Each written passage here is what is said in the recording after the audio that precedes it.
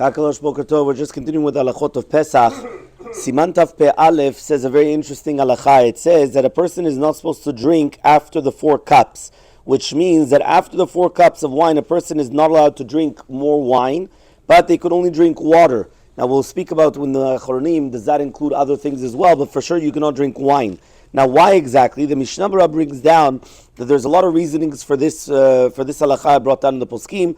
Some people say that since it's a mitzvah lesaper b'yetziat Mitzrayim the entire night time, as long as you're still not falling asleep, so therefore don't drink more. Because if you already drank 4 cups of wine, imagine now you're going to drink another cup of wine. You're just going to automatically go to fall asleep. So therefore, you're not allowed to drink afterwards. So according to this svara, it's only going to be wine. Any other type of a liquid whatsoever, it could be soda, it could be anything that you want. There's no isur whatsoever.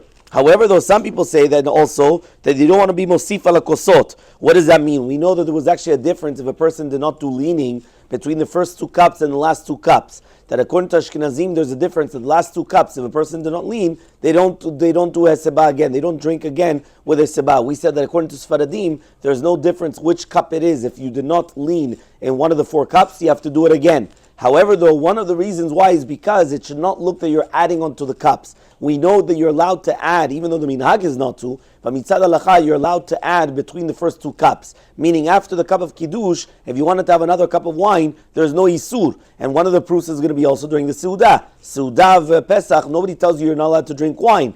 But during the last 2 cups, which is the cup of Birkat Hamazon and the cup of the Hallel, you're not allowed to add another cup of wine. So therefore, some people say, listen, if you just finish your 4 cups of wine, and now you're going to drink more wine, right? So it looks like you're adding on to the kosot. So according to this, even Chamar Medina is going to be asur, which means anything which is going to be, okay, usually Chamar Medina is usually, let's say, beer. Obviously, you're not going to have beer on Pesach, but something which is going to be, so then even that is going to become prohibited. Some people say that you don't want the tam matzah in your mouth to be annulled. Meaning, if you're going to come and you're going to drink any other liquid afterwards, so therefore before you still have the taste of the matzah in your mouth. Now if you're going to come and you're going to, so therefore it's going to, according to this reasoning, any drink is going to be prohibited, other than they are going to say, other than just the water. So from Maran, it's actually, from Maran and the Ramatz mashma, that we have to be machmir like all these different reasonings. However, though, they come and they want to say that if it's going to be if it's going to be tea or coffee, so then, there is a little bit more room